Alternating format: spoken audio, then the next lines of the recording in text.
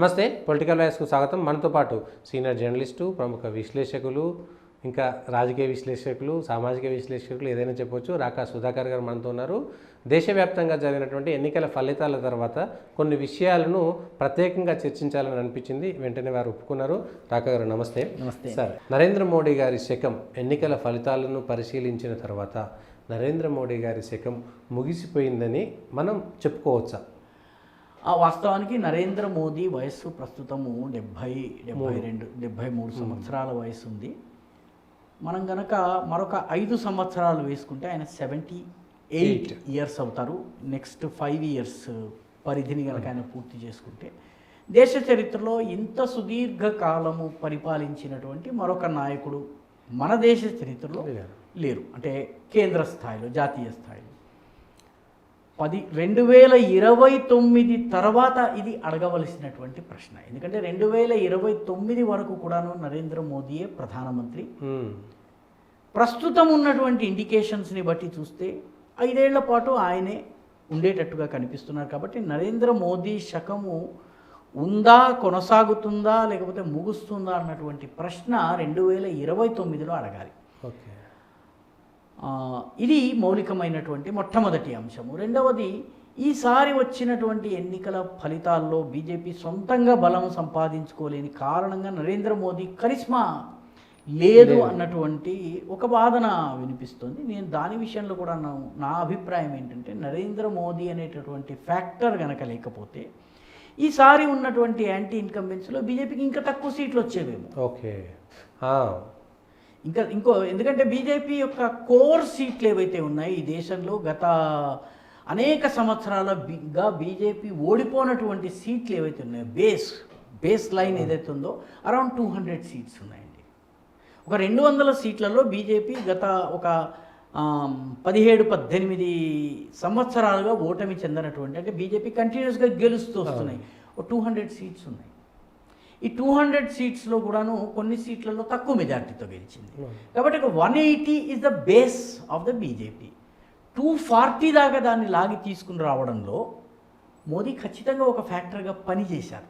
Okay, కాబట్టి ఎన్నికంతా మోదీ పేరు మీదనే జరిగింది. కాబట్టి మీకు 303 నుంచి మీకు ఒక 63 సీట్లు తగ్గినట్టుగా కనిపిస్తున్నాయి. కాబట్టి మోదీ ఫ్యాక్టర్ అయిపోయిందని అనుకుంటున్నారు. కానీ వాస్తవానికి మరొక 5 ఏళ్ల పాటు ఈ దేశంలో మోదీ శకం ఖచ్చితంగా ఉంటుంది. 5 ఏళ్ల తర్వాత ఏమవుతుంది రాజకీయం ఎవరూ చెప్పలేరు. ఎందుకంటే భవిష్యత్తు రాజకీయంలో 1 వీక్ కూడా టూ లాంగ్ అంటారు. కాబట్టి 2029లో ఈ ప్రశ్న రావాలి. వాస్తవానికి 2029 వరకు ఇప్పుడున్న ధోరణి కొనసాగితే ఇది నరేంద్ర మోదీ శకమే. ఆయన కరిష్మా నడుస్తున్నట్టుగానే, ఆయన పాలన నడుస్తున్నట్టుగానే, ఆయన లీడర్షిప్ నడుస్తున్నట్టుగానే. ప్రజలు కొంత మొహం మొత్తారు మోడీ అంటే అనేటువంటి, అట్లనే ఒప్పుకోవచ్చు అంటారా? ఆ రకంగా చూస్తే ఒక అనాలిసిస్ వచ్చింది. ఆ అనాలిసిస్ ప్రకారము నరేంద్ర మోదీ యొక్క పాపులారిటీ గతంలో ఎంతైతే ఉందో అంతకన్నా కొద్దిగా తగ్గుదల వచ్చింది. పాపులారిటీ తగ్గుదల వచ్చింది. But still he's the most popular leader. Okay, గతంతో పోలిస్తే తగ్గినప్పటికీ గణాంకాలు నేను తక్షణం చెప్పలేను. కానీ ఆయన పాపులారిటీ ఒక 4-5% పడిపోయినట్టుగా కొన్ని స్టాటిస్టిక్స్ చెప్తున్నాయి.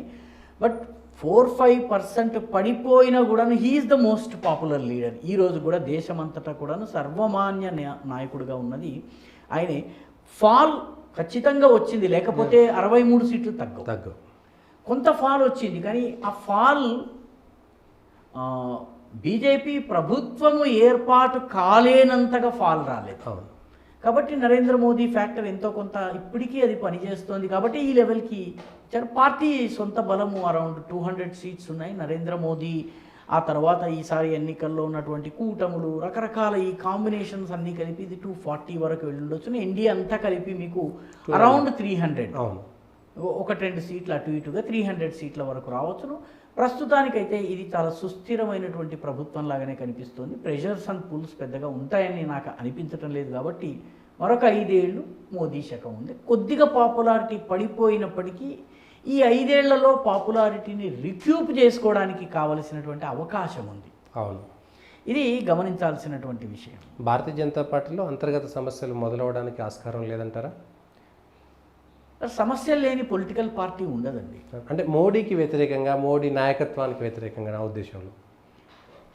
మోదీ నాయకత్వానికి వ్యతిరేకత ఉన్నట్టుగా ఏ ఇండికేషన్ వచ్చింది మీకు? ఎవరు మోదీ ఉండొద్దు, వేరే నాయకుడు రావాలి అన్నటువంటి నాయకుడు ఎవరైనా మీకు ఇంత మటుకు కనిపించారా? గతంలో 10 సంవత్సరాల పాటు మోడీ అంటే భయంతో ఉన్నారు, కానీ లోపల మేము కూడా ఒకసారి ప్రధానమంత్రి కావాలని ఏ రాజ్నాథ్ సింగో, ఏ గడ్కరీయో, ఇంకెవరో మేమైతే ఎందుకు కాకూడదు? రాజకీయంలో నేను ప్రధానమంత్రి కాకూడదు అనుకున్న వాళ్ళు ఉంటారా? ఓకే. ఇప్పుడు మనం రాజకీయాల్లో నేను ఈరోజు పాలిటిక్స్లోకి వచ్చాననుకోండి, పాలిటిక్స్లోకి వస్తే నేను ప్రధానమంత్రి కావాలనుకుంటాను, ముందు ఎమ్మెల్యే, సరే దానికి ఒక రోడ్ మ్యాప్ ఉండొచ్చును, కానీ ప్రధానమంత్రి పదవికి బీజేపీలో ఒక 15 మంది అభ్యర్థులు ఉన్నారు, ఒకరు కాదు. ప్రధానమంత్రి కావడానికి కావలసినటువంటి అన్ని అర్హతలు, సామర్థ్యాలు ఉన్నటువంటి వాళ్ళు దాదాపుగా ఒక 15 మంది ఉన్నారు. కాంగ్రెస్ పార్టీలో కూడా ప్రధానమంత్రి కావడానికి కావలసినటువంటి సామర్థ్యం ఉన్న వాళ్ళు 6-7 అయితే ఖచ్చితంగా ఉన్నారు. ఈ 6-7 కాకుండా ఒక వ్యక్తి ముందుకు రావచ్చు, అది వేరే విషయం. కాబట్టి 6-7 ప్రధానమంత్రి అభ్యర్థులు ఉండడం అనేది బలమైనటువంటి, శక్తిగతవంతమైనటువంటి ఏ పార్టీలోనైనా ఉంటారు. ఓకే. బీజేపీలో కూడా ఉంటారు. అందులో మనము కాదని తిరుగుబాటు వచ్చేటువంటి అవకాశాలు అయితే లేవు పదవి కోసం పార్టీలో. తిరుగుబాటు రావడం వల్ల బీజేపీకి అధికారం పోతుంది. అవును. ఫస్ట్ జరిగేది ఏంటంటే, ఈరోజు ఉన్నటువంటి 240 సీట్లలో తిరుగుబాటు కనుక వచ్చి ఒక 70 మందో 80 మందో వేరే వైపు వెళ్తే అధికారం పోతుంది. ఈయన అధికారం రాదు, ఆయనకి అధికారం రాదు. అతడు సినిమా డైలాగ్ లాగా ఉంటుంది అనమాట. ఫలానా వారు పోతే మీరు ముఖ్యమంత్రి అవుతారు, కానీ ఫలానా వారు చంపితే మీరు నేరస్తులు అవుతారన్న విషయం ఎందుకు మర్చిపోయారు అని డైలాగ్ ఉంటుంది కదా. సరిగ్గా ఈరోజు బీజేపీలో చీలిక వచ్చినా, ముక్కలైనా, ఒక వర్గము వేరైనా కూడాను అధికారం పోతుంది. 5 ఏళ్ల పాటు ఉండేటటువంటి అధికారం పోతుంది. ప్రజలకు వాళ్ళు చేయాలనుకున్నటువంటి వాళ్ళ ఎజెండా ఏదైతే ఉందో, వాళ్ళ పొలిటికల్ ఎజెండా కానీ, వాళ్ళ యొక్క డెవలప్మెంట్ ఎజెండా కానీ, ఐడియాలజికల్ ఎజెండా కానీ ముందుకు తీసుకెళ్లాలన్నట్లయితే చీలిక వచ్చేటటువంటి పరిస్థితి ఎక్కడ నాకైతే కనిపించడం లేదు. ఆ రకంగా ఇప్పుడు ఉన్నటువంటి నాయకులు ఎవరు కూడా చీలిక తెచ్చేటటువంటి ఇమ్మెచ్యూరిటీ ఉన్న నాయకుడు కనపడటం లేదు. ఎందుకంటే నేను విన్నది, నా దగ్గర ఆధారాలు లేవు, ఈ ఎన్నికల్లో మోదీ పేరు మీద మనము ప్రజల దగ్గరికి వెళ్ళాలి అన్నటువంటి నిర్ణయము పార్టీ తీసుకున్నప్పుడు దానిని మోదీ వ్యతిరేకించారని నేను విన్నదంటే, నా దగ్గర ఆధారాలు లేవు, చాలా ఒక సోర్స్ నుంచి విన్న మాట ఇది. మోదీ వ్యతిరేకించారని. మోదీని ఈరోజు ఎవరెవరైతే ప్రధానమంత్రి అభ్యర్థులుగా మనం చెప్పుకుంటున్నామో వాళ్ళందరూ వెళ్ళి కూర్చుని ఒప్పించి, ఈ ఎన్నిక మీ పేరు మీద జరగాలి, ఈసారి గ్యారంటీ మోదీ గ్యారంటీ ఉండాలి, మీరే ఫేస్గా ఉండాలి అని అడిగారు అని, దానికి ఆయన చాలాసేపు ఆలోచించిన తర్వాత అంగీకరించారని నాకు, మీరు ఆధారం అడిగితే నేను చెప్పలేను, కానీ నేను విన్నది చాలా రిలయబుల్ సోర్స్ నుంచి విన్నది. కాబట్టి ఇటువంటి అంశాలు, ఈ రకమైన డిఫరెన్సెస్ ఆఫ్ ఒపీనియన్ ఉంటుందండి. ఎవరికైనా కూడా అభిప్రాయ భేదం ఉంటుంది. అదేవిధంగా ఒక విషయం మీద 6-7 దృక్పథాలు ఉంటాయి. చీలిక దాకా కూడా తప్పు ఉండాల్సిందే. చీలిక దాకా వెళ్తుందా? వెళ్ళేటట్లయితే భారతీయ జనతా పార్టీ ఈ పార్టీకి ఒక 10 సార్లు చీలిపోయి ఉండాలి. ఓకే. భారతీయ జనతా పార్టీ ఇప్పటి వరకు పెద్ద చీలికలు చెప్పాలి అంటే ఏమున్నాయి? ఉమాభారతి పార్టీలోని ఒక చిన్న వర్గాన్ని తీసి బయటకు వెళ్ళారు. కళ్యాణ్ సింగ్ ఒంటరిగా బయటకు వెళ్ళారు. మదన్ లాల్ ఖురానా బయటకు వెళ్ళినప్పుడు ఒంటరిగా వెళ్ళారు, ఆయన వెంట పార్టీ వెళ్ళలేదు. ఎంతో కొంత వ్యక్తుల్ని తీసుకెళ్ళి కొంత చేసింది ఉమాభారతి ఒక్కరే. యడియూరప్ప బయటకు వెళ్ళారు, వెళ్ళినంత వేగంగా తిరిగి వచ్చారు. కాబట్టి ప్రాంత స్థాయిలో చిన్న చిన్న రెబెలియన్స్ ఏవైతే వచ్చినాయో అవి ఈ నాయకులందరూ మళ్ళీ బీజేపీలోకి వచ్చారు. మీరు గమనించవలసినటువంటి విషయం, కళ్యాణ్ సింగ్ చనిపోయేటప్పుడు బీజేపీ కండువా కప్పుకున్నారు. మదన్ లాల్ ఖురానా అంతే. యడియూరప్ప పరిస్థితి ఈరోజు ఆయన పార్టీలోనే ఉన్నారు, పార్టీ కోసమే పనిచేస్తున్నారు. ఉమాభారతి పార్టీలో ఉన్నారు. కాబట్టి రాష్ట్ర స్థాయిలో నాయకత్వపు కేంద్ర నిర్ణయాలను సవాలు చేస్తూ కొంత చీలికలు వచ్చినా అవి శాశ్వతంగా నిలబడలేదు. ఏ పార్టీ కూడాను 5 సంవత్సరాల వరకు కూడా మనుగడ సాగించలేదు. ఇది గమనించాల్సిన విషయం. కేంద్ర స్థాయిలో పార్టీ యొక్క నేచర్ అండ్ క్యారెక్టర్ని కనుక చూసినట్లయితే ఆ రకమైన చీలిక వచ్చేటువంటి అవకాశం కాంగ్రెస్ పార్టీలో కూడాను దేశవ్యాప్త చీలిక కేవలం 2 సార్లు వచ్చిందండి. 1969లో కామరాజ్, నిజలింగప్ప, మొరార్జీ దేశాయ్ బ్యాచ్ అంతా కూడా ఇందిరాగాంధీకి వ్యతిరేకంగా బయటకు వెళ్ళారు. ఆ తర్వాత 77లో ఇందిరాగాంధీ ఓడిపోయిన తర్వాత బ్రహ్మానంద రెడ్డి ఒక వర్గాన్ని తీసుకుని రెడ్డి కాంగ్రెస్ పెట్టుకున్నారు కొంతకాలము. ఈ రెండు కూడా దాదాపుగా కామరాజ్ కాంగ్రెస్ పూర్తిగా విలీనం కాలేదు, ఎందుకంటే ఆ తరం అలా వెళ్ళిపోయింది. కానీ ఈ రెడ్డి కాంగ్రెస్లో విలీనం అయిపోయింది. కాబట్టి కాంగ్రెస్లో కూడా వచ్చినటువంటి తిరుగుబాట్లన్నీ ప్రాంతీయాలే. తృణమూల్ కాంగ్రెస్ కావచ్చును, లేకపోతే ఎన్సీపీ కావచ్చును, వైఎస్ జగన్మోహన్ రెడ్డి కావచ్చు, ఇవన్నీ ప్రాంతీయ తిరుగుబాట్లే. అంతే. జాతీయ స్థాయి పార్టీల్లో ఈ రకమైన తిరుగుబాట్లు రావడము కష్టము. జాతీయ స్థాయిలో తిరుగుబాట్లు వచ్చే పార్టీలు సోషలిస్ట్ పార్టీలు, కమ్యూనిస్ట్ పార్టీలు, ఇటువంటి పార్టీల్లో జాతీయ స్థాయి తిరుగుబాట్లు వస్తాయి. కమ్యూనిస్ట్ పార్టీ అయితే అనేక సార్లు చీలిపోయింది, అది చీలికలకి ఫేమస్ అది. కాబట్టి జాతీయ స్థాయి చీలికలు ఆ పార్టీలకు వస్తాయి. ఈ సోషలిస్టులు కమ్యూనిస్టులలో చీలికలు వస్తాయి. కాంగ్రెస్లో జాతీయ స్థాయి చీలిక 2 సార్లు వస్తే ఒకసారి కాలక్రమేణా పోయింది, ఒకసారి పూర్తి విలీనం అయిపోయింది. రాజర్స్, బ్రహ్మానంద రెడ్డి వీళ్ళ నాయకత్వంలోని పార్టీ. బీజేపీలో జాతీయ స్థాయిలో చీలిక రాలేదు. కాబట్టి మనము చీలిక వచ్చేటటువంటి జాతీయ పార్టీలలో చీలిక రావడం అనేది అంత సులువు కాదు. కాంగ్రెస్ పార్టీ రాహుల్ గాంధీ 5 ఏళ్ళు అంటే వరుసగా 40 స్థానాలు, 50 స్థానాలు, 99 స్థానాల దాకా ఇట్లా వచ్చిన రాహుల్ గాంధీ నెక్స్ట్ ప్రధానమంత్రి రేస్లో ఉన్నట్టే కదా, అతను సక్సెస్ రేట్ పెరుగుతున్నట్టు చెప్పుకోవచ్చు కదండి. ఆల్రెడీ ఆయన ప్రధానమంత్రి అభ్యర్థి అండి. ఆయన 2014 కాకపోతే 2019లో he was the projected face of Congress party. ఈసారి ఎన్నికల్లో కాంగ్రెస్ పార్టీ తరఫున ప్రధానమంత్రి అభ్యర్థి ఎవరు? రాహుల్ గాంధీ. ఇండి కూటమి తరఫున రాహుల్ గాంధీ ప్రధానమంత్రి అభ్యర్థి కాదు, కాంగ్రెస్ తరఫున రాహుల్ గాంధీ. 2029 ఎన్నికల్లో కూడాను రాహుల్ గాంధీయే కాంగ్రెస్ పార్టీ అభ్యర్థిగా ఉంటారు.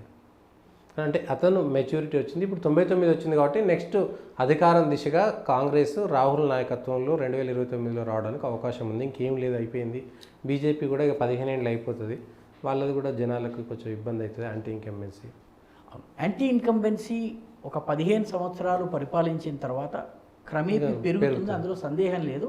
15 ఏళ్ల తరువాత మళ్ళీ విజయం సాధించాలంటే ఆ పార్టీ తనను తాను రీడిస్కవర్ చేసుకోవాలి, రీమోడల్ చేసుకోవాలి, రీఫ్యాషన్ చేసుకోవాలి, దాన్ని కొత్తగా రీడిజైన్ చేసుకోవాల్సినటువంటి అవసరం. కొత్త నాయకుడిని ప్రొజెక్ట్ చేయాలి, కొత్త ఇష్యూని ప్రొజెక్ట్ చేయాలి. సో బీజేపీకి ఈ సవాళ్ళు ఉన్నాయి. 2029 నాటికి మోదీ వయస్సు కూడా మరొక టర్మ్, ఈరోజు బైడెన్ పరిస్థితి ఉండవచ్చును. ఆయన ఆరోగ్యం చూస్తే ఆ రకంగా అనిపించడం లేదు, కానీ స్టిల్ అంతే. కాబట్టి కానీ కాంగ్రెస్ పార్టీ కనుక పెరగాలన్నట్లయితే కాంగ్రెస్ పార్టీ కొన్ని పనులు చేసుకోవాలి. కాంగ్రెస్ పార్టీ ఇప్పటికీ కూడా కాంగ్రెస్ పార్టీ యొక్క స్ట్రైక్ రేట్ అగెయిన్స్ట్ బీజేపీ ఈ రోజు కూడాను దాదాపు ఒక 300-350 స్థానాల్లో బీజేపీ కాంగ్రెస్ ముఖాముఖి ఫైట్ ఉన్నాయి. అవును. కాంగ్రెస్ యొక్క స్ట్రైక్ రేట్ 70%. ఇంతకుముందు 90% ఉండేది, ఈసారి 70% అయింది. బీజేపీకి వ్యతిరేకంగా ఏదైతే పోటీ చేసి దానిలో వచ్చినటువంటి ఇది 70% స్ట్రైక్ రేట్ వచ్చింది. బీజేపీతో సమానమైనటువంటి సీట్లు రావాలంటే 50% స్ట్రైక్ రేట్ రావాలి. 50% స్ట్రైక్ రేట్ రావడానికి కాంగ్రెస్ పార్టీ తన యొక్క పర్ఫార్మెన్స్ని ముఖ్యంగా కొన్ని రాష్ట్రాల్లో ఇంప్రూవ్ చేసుకోవాలి, చాలా ఇంప్రూవ్ చేసుకోవాలి. మధ్యప్రదేశ్, ఛత్తీస్గఢ్, ఒడిస్సా, అదేవిధంగా రాజస్థాన్, గుజరాత్, ఈ రాష్ట్రాల్లో కాంగ్రెస్ పార్టీ తన యొక్క స్ట్రైక్ రేట్ పెంచుకోవాలి. ఈ బీహార్ ఫర్ ఇన్స్టెన్స్, బీహార్ కూడాను కలుపుకోవచ్చును, బెంగాల్ కలుపుకోవచ్చు. మీరు తమిళనాడులో కూటమిలో డిఎంకే వదిలేసినటువంటి 9-8 సీట్లలో అది గెలుస్తుంది. కాబట్టి కాంగ్రెస్ పార్టీ యొక్క స్ట్రైక్ రేటు 50% అన్నా వస్తే కాంగ్రెస్ పార్టీకి ఈ 350 సీట్లలో కనీసము సగము అంటే 160-170 సీట్లు వస్తాయి. సో 50% స్ట్రైక్ రేట్ కాంగ్రెస్ సాధించగలదా? ఈ దేశంలో ప్రధానమంత్రి కావాలన్నా లేకపోతే ఒక పార్టీ అధికారంలోకి రావాలన్నా కూడాను అతి డిసైడ్ చేసేటటువంటి రాష్ట్రాలు 4-5 ఉన్నాయండి. అవును. ఒకటి ఉత్తరప్రదేశ్ 80 సీట్లు, మహారాష్ట్ర రెండవది బీహార్ 40 సీట్లు, బెంగాల్ 42 సీట్లు, మహారాష్ట్ర 48 సీట్లు ఉన్నాయి, తమిళనాడు 39 సీట్స్, పాండిచేరి కలుపుకుంటే 40 సీట్స్. సో ఈ 5 రాష్ట్రాలను గెలవగలగాలి. మిగతావన్నీ చిన్న చిన్న ఈ రాష్ట్రాలు ఏవైతే ఉన్నాయో ఈ రాష్ట్రాలలో ఆ పార్టీ పర్ఫార్మెన్స్ ఇంప్రూవ్ చేయాలి. మహారాష్ట్రలో కాంగ్రెస్ పార్టీ 4th పొజిషన్లో ఉంది. ఈ మొన్న లోక్సభ ఎన్నికల్లో 3rd పొజిషన్కి వచ్చింది. కానీ 3rd పొజిషన్ వల్ల సరిపోదు. బీహార్లో కాంగ్రెస్ పార్టీ 4th పొజిషన్లో కూడా లేదు. ఉత్తరప్రదేశ్లో కాంగ్రెస్ పార్టీ 4th పొజిషన్లో కూడా లేదు. మీకు బెంగాల్లో కాంగ్రెస్ పార్టీ 4th పొజిషన్లో కూడా లేదు. తమిళనాడులో డిఎంకే సీట్లు ఇవ్వకపోతే కాంగ్రెస్ పార్టీకి టికెట్లు వచ్చే అవకాశం. దేశ రాజకీయాలలో ఆధిక్యాన్ని డిసైడ్ చేసే 5 సీట్లలో కాంగ్రెస్ పార్టీకి ఇదిగో ఆధిక్యత ఉంది అన్న రాష్ట్రము ఒకటి లేదు. 300 సీట్లలో 350 సీట్లలో బీజేపీతో స్ట్రైక్ రేట్ లేదు. దేశంలో సీట్లను డిసైడ్ చేసేటటువంటి ఫలితాలని డిసైడ్ చేసేటటువంటి 5 రాష్ట్రాల్లో ఈ 5 రాష్ట్రాలు కలుపుకుంటే 5 4 20 + 80 120 దాదాపు 120 సీట్లు 180 సీట్లు అవుతాయి. అవును సార్. 5 20 100 5 40 5 40 200 280 సీట్లలో కాంగ్రెస్ పార్టీ క్లోజ్ టు 0 ఉంది. కాబట్టి ఈ ఫలితాలు కాంగ్రెస్ పార్టీ చాలా డ్రమాటిక్గా తన పర్ఫార్మెన్స్ ఈ సీట్లలో ఇంప్రూవ్ చేసుకోవాలి. బీహార్లో, మహారాష్ట్రలో, అదేవిధంగా మీకు ఉత్తరప్రదేశ్లో, బెంగాల్లోనూ అదేవిధంగా మీకు తమిళనాడులోనూ కాంగ్రెస్ పార్టీ ఇంప్రూవ్ అయ్యేటటువంటి సూచనలు లేవు. అదేవిధంగా మీకు బీహార్లో కాంగ్రెస్ పార్టీ డ్రమాటిక్గా ఇంప్రూవ్ అయ్యేటువంటి పరిస్థితి లేదు. ఉత్తరప్రదేశ్లో అయితే సొంతంగా కాంగ్రెస్ పార్టీ పోటీ చేస్తే 2 లేదా 3 లోక్సభ సీట్లను మించి కాంగ్రెస్ గెలుచుకునే స్థితిలో లేదు. ఒంటరిగా పోటీ చేస్తే 3% ఓట్లు వచ్చినాయి ఆ పార్టీ.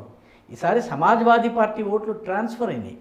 కాబట్టి కాంగ్రెస్ పార్టీ మళ్ళీ అధికారంలోకి రావాలంటే ఈ 2 రంగాల్లో 5 కీలక రాష్ట్రాల్లో కాంగ్రెస్ పార్టీ నెంబర్ 1 కావాలి. బీజేపీతో ఫైట్లో Congress party at least 50% strike rate సంపాదించాలి. సో ఈ 2 జరగాలి అన్నట్టయితే కాంగ్రెస్ పార్టీ ఇంకా చాలా ప్రయత్నం చేయాలి. ఇప్పుడు ఈసారి చేసింది ఒక రకంగా మ్యాక్సిమం ఎఫర్ట్. మన ఎన్నికల్లో ఈసారి చేసినటువంటి ప్రయత్నం ఏదైతుందో ఇది మ్యాక్సిమం ఎఫర్ట్. 5 సంవత్సరాలు టెంపోని నిలబెట్టాలి. 5 సంవత్సరాలు కాంగ్రెస్ పార్టీ ఇష్యూస్ని ఐడెంటిఫై చేయాలి. 5 సంవత్సరాల పాటు పార్టీ యొక్క బేసిక్ లెవెల్, గ్రౌండ్ లెవెల్ ఆర్గనైజేషన్ని బిల్డ్ చేయాలి. ఎందుకంటే ఈ 5 సంవత్సరాల్లో అనేక ఎన్నికలు జరుగుతాయి.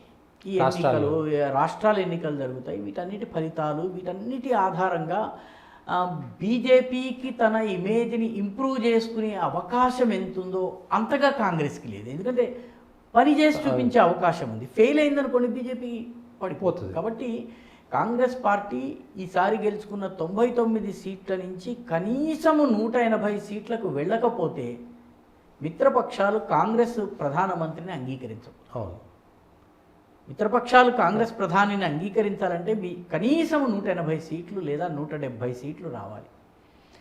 99 నుంచి 170 సీట్లు రావాలి అన్నట్లయితే ఇంకా చాలా ప్రయత్నం చేయాల్సి ఉంటుంది. ఈ 5 ఏళ్ళు ఏ రకంగా కాంగ్రెస్ ఉపయోగించుకుంటుందన్నది చూడాలి. మరొక అంశం, రాహుల్ గాంధీ పార్లమెంట్లో మాట్లాడాడు. హిందూ ఉగ్రవాదము లేదా హిందూ అతివాదము, హింస అనేటువంటి పదాలు. నిన్న గుజరాత్లో మాట్లాడుతూ మేము ఫైజాబాద్లో అయోధ్యలో బీజేపీ గెలవకుండా అడ్డుకట్టవేశాం, రామాలయ ఉద్యమాన్ని ఓడించామనేటువంటి పదాన్ని వాడారు. ఈ అంశాలను ఎట్లా చూడొచ్చు అంటారు? అంటే దేశవ్యాప్తంగా ఈ ప్రభావం ఎట్లా ఉండబోతుంది అని. మొట్టమొదట అయోధ్య గురించి ఒక వాస్తవం చెప్పుకోవాలి. ఓకే. అయోధ్య ఉద్యమం ప్రారంభమైన తరువాత చాలా కాలం వరకు ఫైజాబాద్ లోక్సభ సీట్ సిపిఐ చేతిలో ఉండేది. ఓకే. ఈ రోజు నుంచి కాదు, అయోధ్య ఉద్యమము చాలా టాప్లో ఉండి అయోధ్యలో బాబరీ కట్టడము కూలిపోయే టైము వరకు కూడాను మిత్రసేన్ యాదవ్ అనేటటువంటి వ్యక్తి సిపిఐ తరఫున గెలుస్తూ వచ్చాడు. ఫస్ట్ థింగ్ ఇది చరిత్ర మనం వెళితే గుర్తుంచుకోవాలి. మిత్రసేన్ యాదవ్ తర్వాత ములాయం సింగ్ యాదవ్తో కలిసిపోయాడు. కలిసిపోయిన తర్వాత సిపిఐ అక్కడ లేదు. కనుమరుగైపోయింది. సిపిఐ ఓట్లన్నీ కూడాను ఇటు ములాయం సమాజ్వాదీకి సింగ్కి వెళ్ళిపోయింది. షిఫ్ట్ అయినాయి.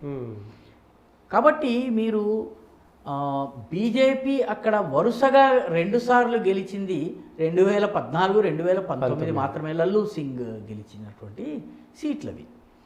సో ఈ రకంగా చూసినట్లయితే అయోధ్యలో బీజేపీ గెలవడానికి అయోధ్య మూమెంట్కి సంబంధం లేదు. ఎందుకంటే అయోధ్య మూమెంట్ టాప్లో ఉన్న టైంలో అక్కడ సిపిఐ ఎమ్మెల్యే, కట్టడము కూలిపోయిన టైంలో అక్కడ ములాయం సింగ్ యాదవ్కి చెందినటువంటి మిత్రసేన్ యాదవ్ మొత్తానికి నాన్ బీజేపీ. ఆ తరువాత కట్టడం కూలిన తర్వాత 4 బీజేపీ పాలిత రాష్ట్రాలను అధికారంలోంచి తొలగించి మళ్ళీ ఎన్నికలు జరిపినప్పుడు 3 రాష్ట్రాల్లో బీజేపీ ఓడిపోయింది. ఒక రాష్ట్రం రాజస్థాన్లోనే కూటమి మిత్రపక్షాల సాయంతో భైరవ్ సింగ్ షెకావత్ మళ్ళీ ముఖ్యమంత్రి అయ్యారు.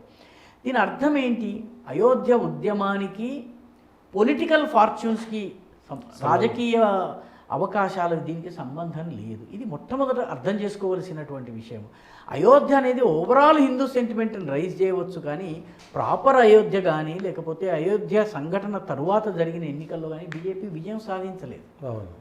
ఇది కాబట్టి అయోధ్యకి బీజేపీ యొక్క ఓవరాల్ పర్ఫార్మెన్స్కి ముడిపెట్టడం ఏదైతే ఉందో అది సరైంది కాదు. ఇది విశ్లేషణ చేయడానికి చాలా అట్రాక్టివ్ పాయింట్ కానీ వాస్తవం కాదు. కానీ అంటే అయోధ్యలో మేము రామాలయ ఉద్యమాన్ని ఓడించామనేటువంటిది స్టేట్మెంట్ చెప్తున్నారు, ఇది చెప్పుకుంటున్నారు, అందులో సందేహం లేదు. రామాలయ ఉద్యమాన్ని అయోధ్యలోనూ ఓడించాము, అదేవిధంగా దేశం మొత్తం మీద రామాలయ ఉద్యమం సక్సెస్ఫుల్ కాకుండా మేము చూడటంలో మేము పనిచేశామని రాహుల్ గాంధీ గుజరాత్లో చెప్పారు.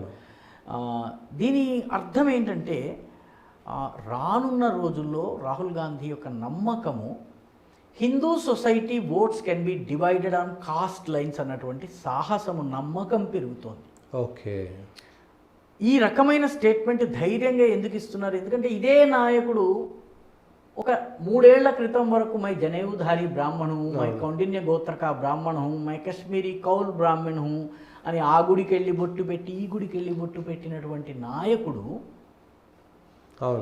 అన్ని గుళ్ళకి వెళ్ళి రాహుల్ గాంధీ, ప్రియాంక గాంధీ నదుల్లో మునిగారు, సోనియా గాంధీ నదుల్లో మునిగి అన్నీ చేసినటువంటి రాహుల్ గాంధీ ఈరోజు మేము అయోధ్య ఉద్యమాన్ని ఆపగలిగాము అన్నటువంటి స్టేట్మెంట్ ఇస్తున్నారంటే వాళ్ళకి నమ్మకం కలిగింది. నమ్మకం ఏంటంటే ఎస్, ముస్లిం, క్రైస్తవ, మిగతా minority, left, anti Modi votes అన్నీ మాకు పడతాయి, యాంటీ మోదీ ఓట్లకు మేము మాత్రమే కస్టోడియన్స్, దీనితో పాటు కులం ఆధారంగా హిందూ ఓట్లని డివైడ్ చేయొచ్చును అన్నటువంటి నమ్మకం పెరిగింది. హిందూ కులం ఆధారంగా మేము ఓట్లు విడగొట్టగలము. ఎందుకంటే రాజస్థాన్లో కులం ఆధారంగా జాట్ ఓటర్స్ బీజేపీకి వ్యతిరేకంగా చేశారు, వెస్టర్న్ యూపీలో జాట్ ఓటర్స్ వెనక్కి వెళ్ళారు, బీజేపీకి ఓటు వేయలేదు. అదేవిధంగా ఉత్తరప్రదేశ్లో దళిత్ ఓటర్స్ చాలా పెద్ద సంఖ్యలో బీజేపీకి గతంలో వేసిన వాళ్ళు కూడా మూవ్ అయ్యారు. కాబట్టి హిందూ సొసైటీ యొక్క ఓట్లను, హిందూ ఓట్ బ్యాంక్ అని చెప్పేటువంటి ఓట్ బ్యాంకు నేను కొల్లగొట్టవచ్చు అన్నటువంటి నమ్మకం ఆయనకు కలిగింది కాబట్టి స్టేట్మెంట్ ఇచ్చారు. ఓకే, హిందూ ఓట్లని కులం ఆధారం, హిందూ ఓట్లని చీల్చగలిగే ఏకైక ఆధారం కులం, అంతే. కాబట్టి రాబోయే రోజుల్లో కులపరమైనటువంటి ఇష్యూలు కాంగ్రెస్ పార్టీ ఎక్కువగా తెర మీదకి తీసుకొస్తుంది. కాస్ట్ సెన్సస్ రాబోతున్నాయి, కుల ఘర్షణలు రాబోతున్నాయి, కులాలకు సంబంధించినటువంటి రిజర్వేషన్ అంశాలు రోడ్ల మీదకి వచ్చి ఉద్యమాలు చేయటం జరుగుతుంది. ఆ తర్వాత ఈ ప్రభుత్వం తీసుకున్న చర్యల వల్ల ఈ కమ్యూనిటీకి నష్టం జరిగింది. ఈ రకంగా రానున్న రోజుల్లో కాంగ్రెస్ పార్టీ రాజకీయం కుల ఆధారితంగా, ఎందుకంటే మైనారిటీ, ముస్లిం, బీజేపీ వ్యతిరేక ఓట్లు మాకు పడేవి పడతాయి, దాంతోపాటు అదనంగా హిందూ ఓటు బ్యాంకుని కట్ చేయగలను అన్న నమ్మకం కలిగింది. హిందూ ఓట్ బ్యాంకుని మనము గండి కొట్టగలము అన్న నమ్మకం ఆయన కలిగింది కాబట్టి ఆయన ఈ స్టేట్మెంట్ ఇంత ధైర్యంగా ఇవ్వగలిగారు.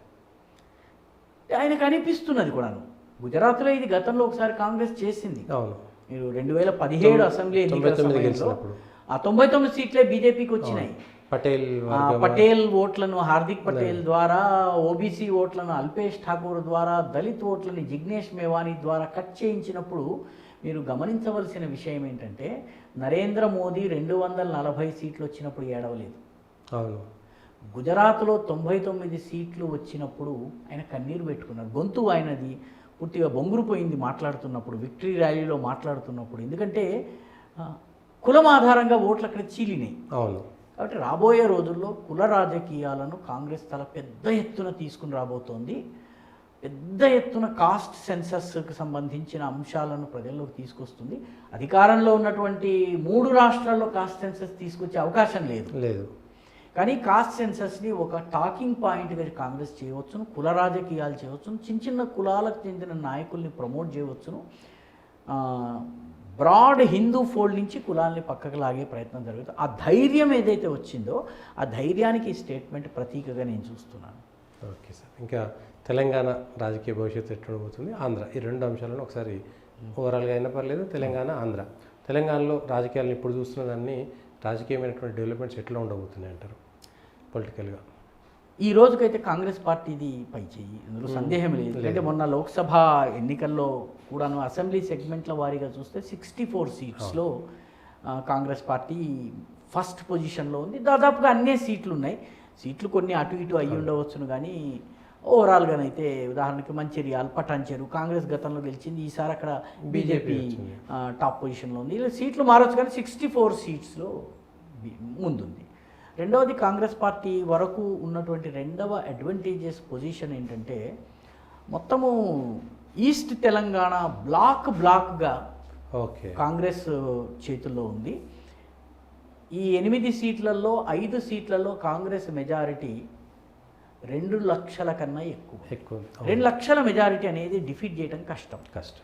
సో 8 సీట్లలో 5 సీట్లలో కాంగ్రెస్ పార్టీ 2 లక్షలు. ఖమ్మము, నల్గొండలో అయితే 4 లక్షలకు పైబడి వచ్చింది. 5 లక్షలు, 5 లక్షలు, అదే 4 లక్షలకు పైబడి అని అందుకే చెప్పాను.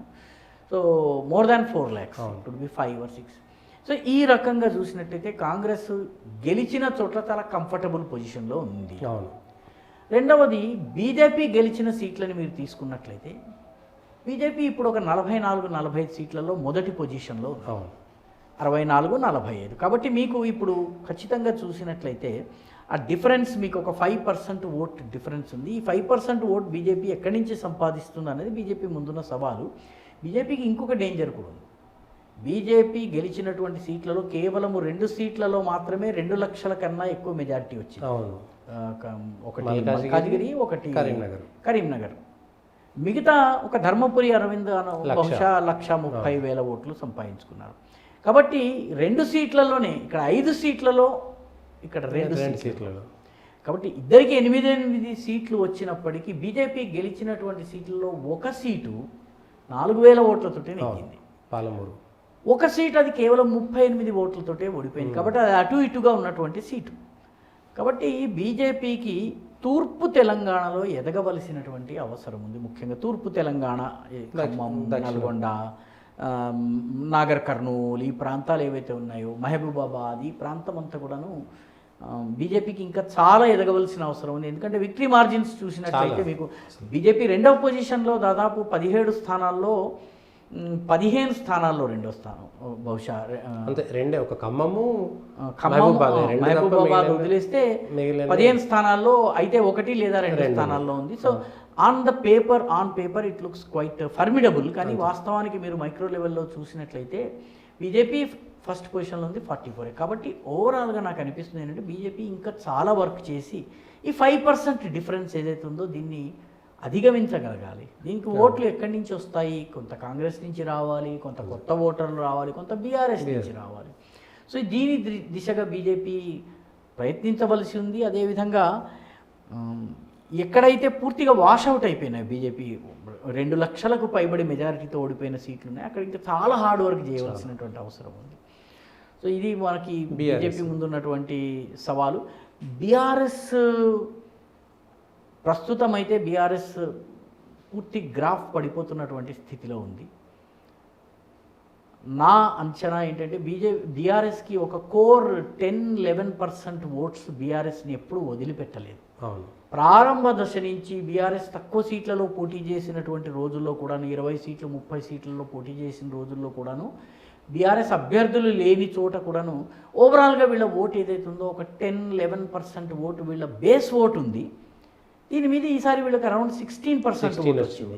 16% ఓటు ఉంది. ఈ 16%లో ఈ ఈ 10-11% బేస్ ఓట్ ఏదైతే ఉందో దానిని పార్టీ ఏ మేరకు నిలబెట్టుకోగలుగుతుంది, ఈ 16 వరకు నిలబెట్టుకోగలగడం మీద ఆ పార్టీ భవిష్యత్తు ఆధారపడింది. కానీ ప్రస్తుతము కనిపిస్తున్న ఒక ఎమ్మెల్యే వెళ్ళడం అంటే ఒక ఎమ్మెల్యే మాత్రమే వెళ్ళడం, ఎమ్మెల్యేతో పాటు కొంత నెట్వర్క్ వెళ్తుంది. పైగా బీఆర్ఎస్కు ఉన్నటువంటి అతిపెద్ద సమస్య ఏంటంటే ఈ పార్టీకి కింద ఆర్గనైజేషనల్ స్ట్రక్చర్ లేదు. బహుశా ఈ దేశంలో ఆ రకంగా ఉన్నటువంటి చాలా అరుదైన పార్టీలో బీఆర్ఎస్ ఒకటి. బీఆర్ఎస్ అధికారంలోకి వచ్చేంత వరకు గ్రౌండ్ లెవెల్ ఆర్గనైజేషన్ లేదు, సెంటిమెంట్ ఆధారంగా వచ్చిన పార్టీ అంతే.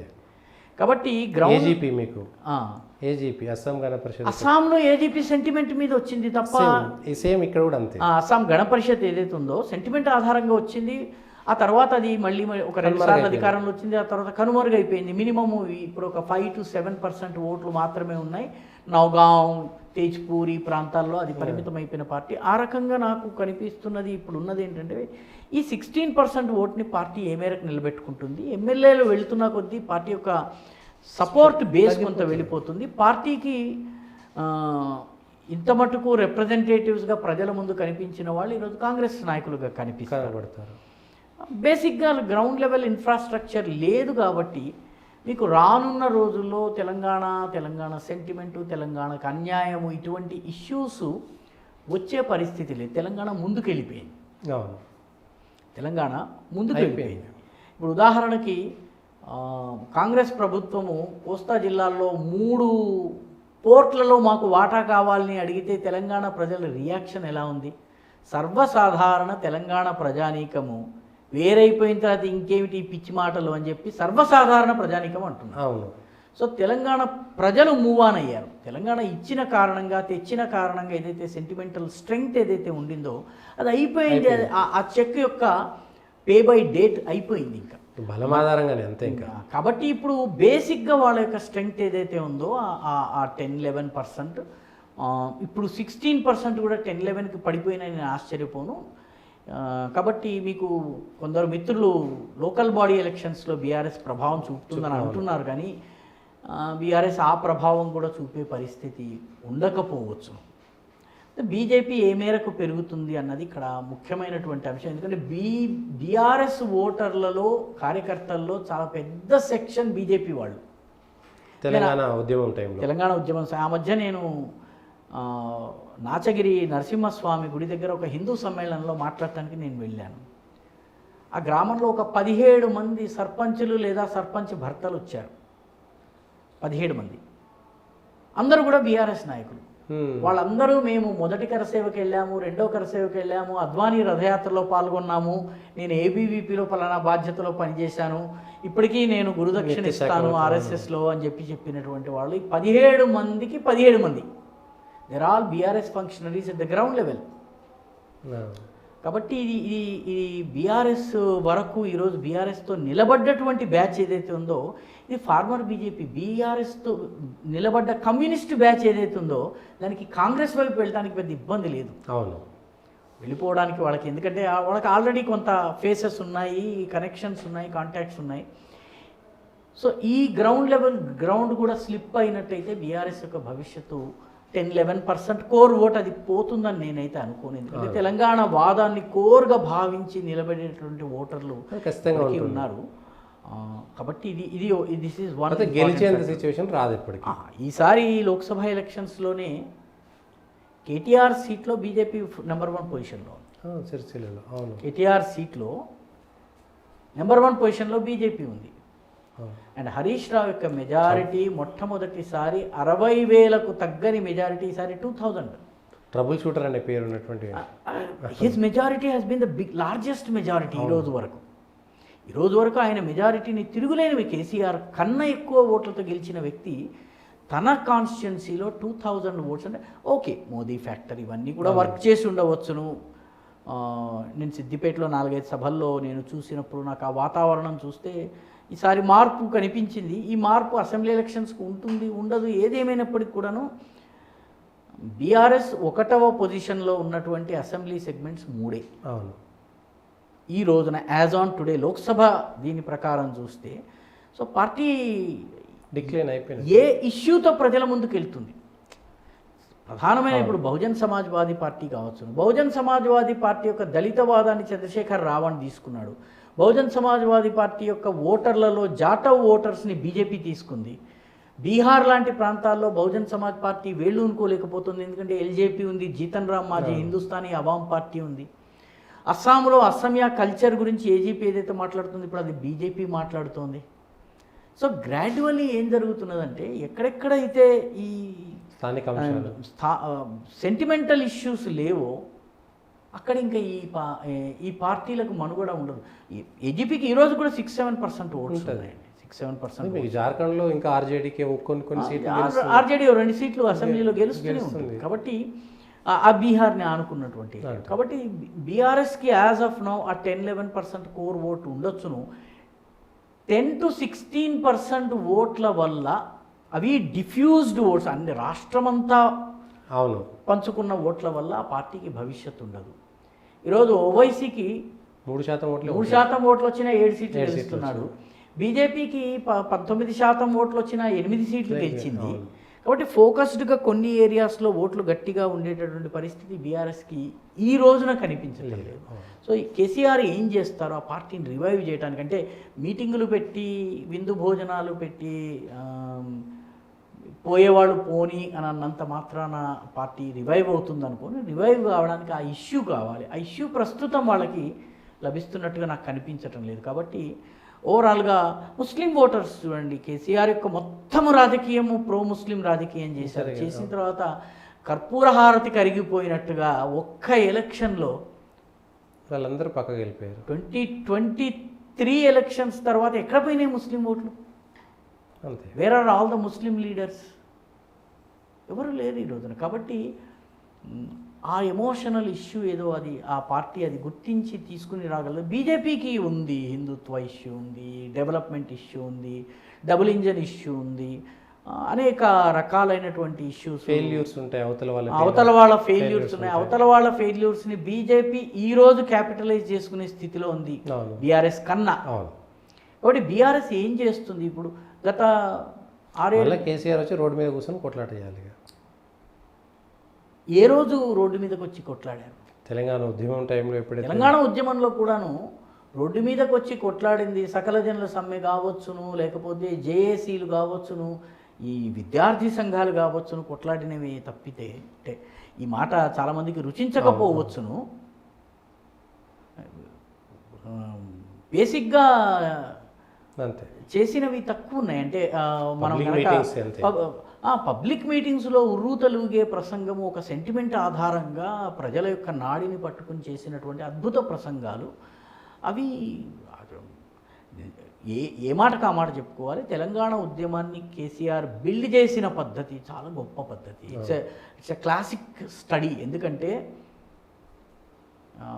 వైరి వర్గం పట్ల ద్వేషము పెరగకుండా, ఆస్తులు ధ్వంసం చేయకుండా ఇంత గొప్ప ఉద్యమాన్ని నడిపించినందుకు hats off, there is no doubt about it. దీన్ని విధ్వంసం వైపు తీసుకెళ్లే ప్రయత్నాలు జరిగినా ఆయన అటువైపు వెళ్ళలేదు. Hats off to him.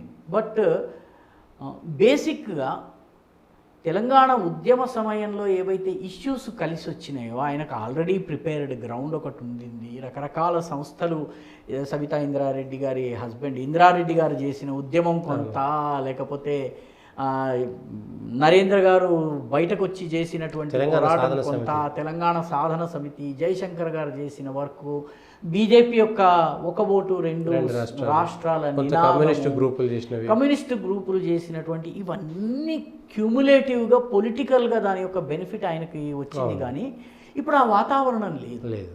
కాబట్టి ఆ ప్రజల దగ్గరికి వెళ్ళడానికి కావలసిన ఇష్యూ ఏమి దొరుకుతుంది అన్నది మనము చూడాలి. 5 ఏళ్లలో అటువంటి ఇష్యూ ఏమైనా దొరుకుతుందా? దొరికితే దాన్ని వీళ్ళు క్యాపిటలైజ్ చేసుకోగలరా? ఆ ఇష్యూ మీద ముందుకెళ్తే ప్రజలు వీళ్ళని నమ్ముతారా? ఎందుకంటే చాలా విషయాల్లో అధికారంలోకి వచ్చిన తర్వాత చెప్పినటువంటి కొన్ని వ్యాఖ్యలు వాళ్ళకి వ్యతిరేకంగా ఉన్నాయి.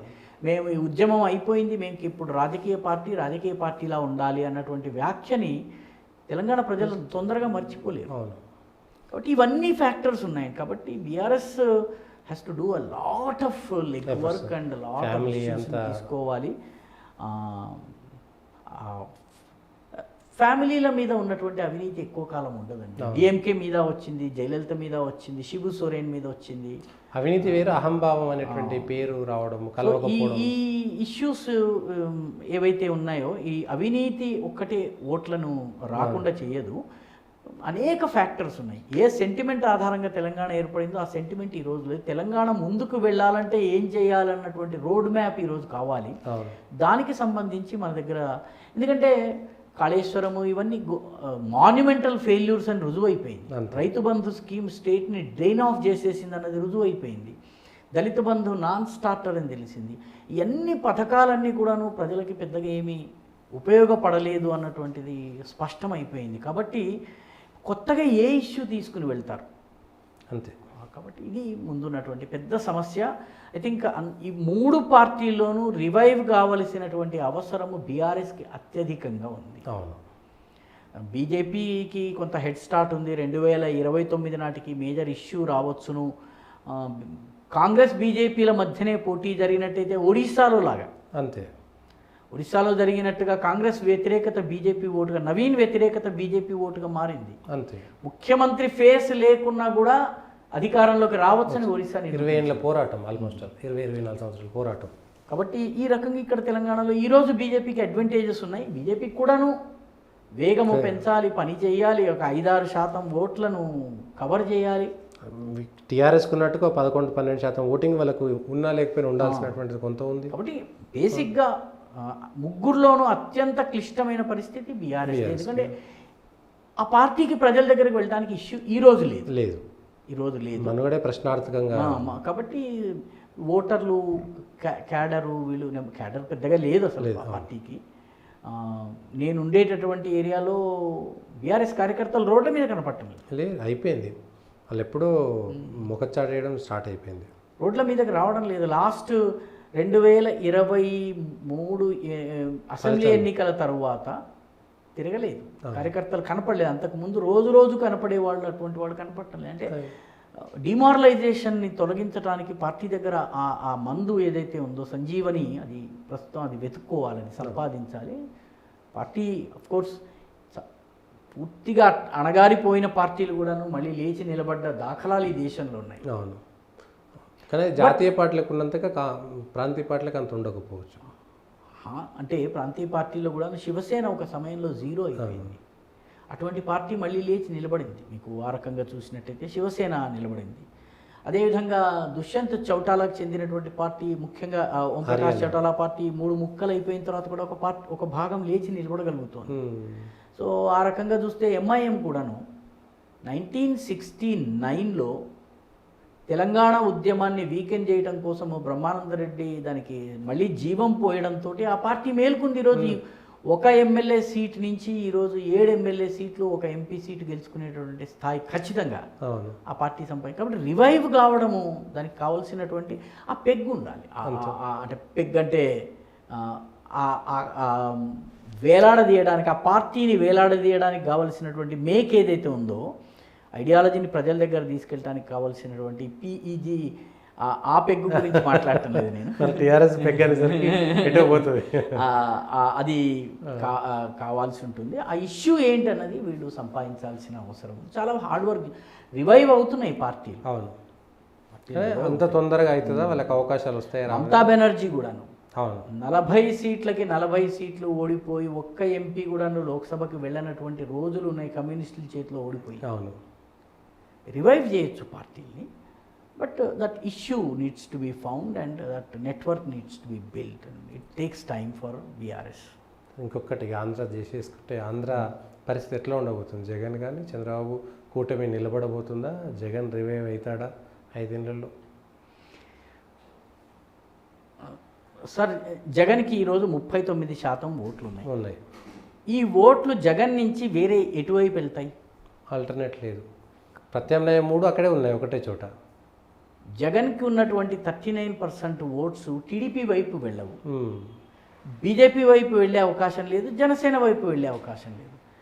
కాబట్టి టీడీపీ వ్యతిరేక ఓటు ఏదైతే 39% జగన్ వైపు పోలైందో, దాన్ని జగన్ నుంచి లాగడానికి ఏం చేస్తున్నారు? జగన్కి 39% ఓట్లు ఖచ్చితంగా ఖాయంగా ఉన్నంత కాలము ఇదొక బలమైన పార్టీ. ఈసారి 11 సీట్లు రావచ్చును, అవును. But it is a strong party. అంటే ఈ మాట అంటే చాలామందికి దుఃఖం కలగవచ్చు, కానీ 39% ఓట్లు బీఆర్ఎస్ ఓట్లు పోవడానికి బీజేపీ ఉంది. అవును. బీఆర్ఎస్లోని ముస్లిం ఓట్లు కాంగ్రెస్కి, హిందూ ఓట్లు బీజేపీకి వెళ్తున్నాయని మనం చర్చిస్తున్నాము. థర్డ్ ఫోర్స్ ఉంది ఇక్కడ. వైఎస్ జగన్మోహన్ రెడ్డికి చెందినటువంటి వైఎస్ఆర్సీపీ ఓట్లు ఎక్కడికి వెళ్తాయి? అవును. ఆ ఓట్లు వైఎస్ఆర్సీపీకి కాక ఎవరికి పడతాయి? ఎవ్వరికి పడనంత వరకు ఆ 39% ఓట్ల మినిమం ఓటు బ్యాంకు ఆయనకు ఉన్నంత కాలము హీజ్ అ పొలిటికల్ ఫోర్స్. అంతే. పైగా రాష్ట్రంలో అపోజిషన్ అనేది లేకుండా 3 పార్టీలు ఒకే కూటమిలో ఉన్న కారణంగా ఏ కారణం చేతనన్నా ప్రభుత్వ వ్యతిరేకత పెరుగుతూ వస్తే ప్రభుత్వ వ్యతిరేకత ప్రదర్శించడానికి మీ దగ్గర ఉన్న ఏకైక మార్గం ఏంటి? మళ్ళీ వైసీపీ. నాకు చంద్రబాబు నాయుడు పరిపాలన నచ్చలేదు, ఆయన చేస్తున్నటువంటి నచ్చలేదు, ఇంకోటి బీజేపీ ఆయనతోటే ఉంది, ఇంకోటి అదే ఉంది. మీకు క్లాసిక్ ఎగ్జాంపుల్ చెప్తాను. పుష్కరాల టైంలో దేవుళ్ళ గుళ్ళన్నీ కూల్చేసినప్పుడు చంద్రబాబు నాయుడు మీద ఒక బీజేపీ నాయకుడికి, హిందూ ధర్మం కోసం పోరాడే నాయకుడికి కోపం వచ్చింది, వెల్లంపల్లి శ్రీనివాస్కి. ఆ విషయాన్ని ఆయన బీజేపీ దగ్గర తీసుకెళ్ళి బీజేపీ మిత్రపక్షము రాజీనామా చేసి ఆయన వైఎస్ఆర్సీపీలో చేరాడు. అవును. ఇంకెక్కడికి వెళ్తారు? యాంటీ చంద్రబాబు మూడు గనక బిల్డ్ అయినట్లయితే ఈ ఓట్లు ఎక్కడికి వెళ్తాయి? ఈ రోజున బీజేపీకో జనసేనకో వెళ్ళే అవకాశం లేదు. కాబట్టి జగన్ని ఒక ఫోర్స్గా మనము గుర్తించి తీరాలి. ఆ జగన్ పూర్తిగా నాశనం అయిపోవాలని కోరుకునే వర్గం, బలమైన వర్గం ఉంది. ఆ వర్గం ఉన్నప్పటికీ కూడాను his 39% votes are still with him. ఇది వేరే ప్రత్యామ్నాయం కూడా లేదు. వేరే ప్రత్యామ్నాయం కాంగ్రెస్ అందుకనే మరి షర్మిల రివైవ్ కావడానికి బాగా ప్రయత్నాలు చేస్తుంది కదా. షర్మిల ఏం రివైవ్ అవుతుంది? సొంత నియోజకవర్గంలో 3వ స్థానంలో వచ్చినటువంటి వ్యక్తి పార్టీని ఏం రివైవ్ చేస్తుంది? ఏ ఇష్యూ మీద రివైవ్ చేస్తారు? కాంగ్రెస్ పార్టీని రివైవ్ చేయడానికి అక్కడ స్పేస్ ఏముంది? రాజశేఖర రెడ్డి లెగసీని అంతా ఆమె తీసుకోవడానికి ప్రయత్నం చేస్తారు. రాజశేఖర రెడ్డి లెగసీని రేవంత్ రెడ్డి కూడా తీసుకుంటున్నాడు. హైదరాబాద్లో ఈరోజు వైఎస్ జయంతికి ఉన్నన్ని పోస్టర్స్ బహుశా ఆంధ్రాలో లేవు. కాబట్టి ఒక నాయకుడి లెగసీని అందరూ తీసుకుంటారు, అందరూ తీసుకోవడానికి ప్రయత్నం చేస్తారు. వైఎస్ అనేటటువంటిది 2009 నుంచి ఇప్పుడు 2024, నెక్స్ట్ ఎలక్షన్స్ 2029కి వైఎస్ఆర్ అనే పేరు తెలియనటువంటి తరము ఓటింగ్కి వస్తుంది. కాబట్టి ఇంకా వైఎస్ఆర్ లెగసీ అనేది లేదు. ఎన్టీ రామారావు లెగసీ దాదాపుగా లేదు ఈ రోజున. ఒకటి నో సినిమాలలో ఉన్నాడు కాబట్టి పాత సినిమాలు ఉన్నాడు, లేకపోతే ఆ ఫోటోలు టీడీపీ పార్టీ పెట్టుకుంది, కానీ he's not a vote getter. అవును. He may be an emotional rallying point, but he is not a vote catcher. YSR is also an emotional rallying point, but not a vote catcher anymore.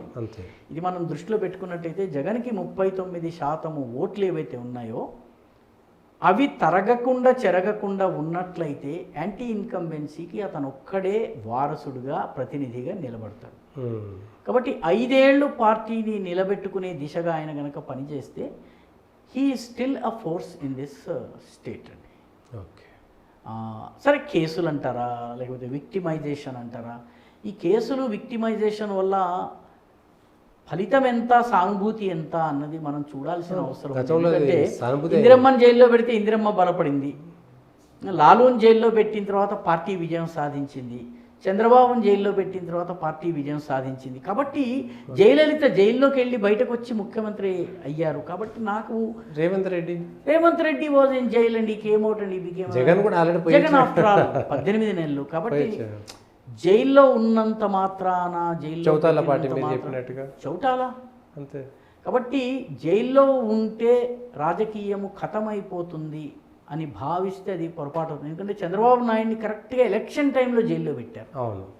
ఆయన సీట్ల సర్దుబాటు లేకపోతే candidate selection చేసే టైంలో జైల్లో ఉన్నారు. అయినప్పటికీ ఆయన ఘనమైన విజయం అని విని ఎరుగని విజయం సాధించారు ఆయన. కాబట్టి అవినీతి, జైలు ఇవి ఏ మేరకు ప్రభావం చూపితే ఆమ్ ఆద్మీ పార్టీ కూడా, రాష్ట్ర ప్రభుత్వము మళ్ళీ ఆమ్ ఆద్మీ పార్టీ వచ్చినా కూడా మీరేం ఆశ్చర్యపోకర్లేదు. ఈ రోజున 2వ బలీయమైన పార్టీ అదే ఢిల్లీలో. బీజేపీ వద్దనుకున్న వాళ్ళు ఆమ్ ఆద్మీ పార్టీకే వస్తారు. కాబట్టి ఇంత ఓటు పర్సంటేజ్ ఉన్నటువంటి పార్టీ డిసిపేట్ కాదు. అవినీతి లేదా అవినీతి మంచిది కాదు, అది పోవాలి, నేను అవినీతి వ్యతిరేకి, ఇవంతా వాస్తవమైనప్పుడు అది ఎలక్షన్లో దాని ప్రతిఫలనం కనపడటం లేదు. జైలుకి వెళ్ళినంత మాత్రాన రాజకీయ నాయకుడి భవిష్యత్తు ఫినిష్ అయిపోతుంది అంటే నమ్మే పరిస్థితి మనకి ఉదాహరణలు కనిపిస్తున్నాయి. కాబట్టి జైలుకి వెళ్లకుండా మాయావతి ఫినిష్ అయిపోయింది. అవును, అంతే అంతే. కాబట్టి జైలుకి రాజకీయ భవిష్యత్తుకి సంబంధం. కాబట్టి జగన్ని అంత తేలికగా తీసివేయటానికి లేదు అన్నది నా వ్యక్తిగత అభిప్రాయము. చాలామందికి నచ్చదు ఈ అభిప్రాయము. నచ్చినా నచ్చకపోయినా నిజాలు అవి. వాస్తవం ఏంటంటే జగన్ ఈరోజు 11 సీట్లే ఉండవచ్చును, 23 సీట్లే ఉన్నటువంటి చంద్రబాబు మళ్ళీ అధికారంలోకి వచ్చారు. కాబట్టి జగన్ అధికారంలోకి వస్తాడా రాడా ఇవి నేను చెప్పదలుచుకోలేదు. కానీ జగన్ కెనాట్ బి విష్డ్ అవే, అంతే. ఆయనని మీరు ఈ రకంగా తీసేయడానికి వీల్లేదు. కనీసము రాబోయే 2 ఏళ్ల వరకు రాజ్యసభలో ఆయన ఎంపీలు ఉండబోతున్నారు. అవును, 3-4 ఎంపీలు. వాళ్ళ అవసరం మోదీకి ఉండబోతుంది. 4 ఎంపీలు ఆల్రెడీ ఉన్నారు. వీళ్ళు ఎన్డీఏకి అవసరమైనప్పుడల్లా ఎన్డీఏ కూటమికి సపోర్ట్ చేస్తారు. ఇవి కాకుండా ఈ 39% ఓట్స్ ఏవైతే ఉన్నాయో ఆ 39% ఓట్ బ్యాంకు స్థిరంగా ఉన్నట్లయితే ఫలితము 5 ఏళ్ల తర్వాత ఏమవుతుందో ఈరోజు మనము చెప్పలేము. చిరస్థాయిగా మోదీయే 2029లో ఏమవుతాడో చెప్పలేని పరిస్థితి ఉన్నప్పుడు చంద్రబాబు 2029 వరకు ఏమవుతాడో కూడా మనం చెప్పలేని పరిస్థితి ఉంది. అంటే వాస్తవ సమ్మతంగా ఆలోచిస్తే Jagan cannot be return of that easily. ఇది నా అభిప్రాయం అండి. థ్యాంక్ యూ రాకా గారు. ఇది దేశవ్యాప్తంగా ఉన్నటువంటి తెలంగాణ, ఆంధ్రప్రదేశ్కి సంబంధించినటువంటి రాజకీయ అంశాలపై రాకా గారి విశ్లేషణ.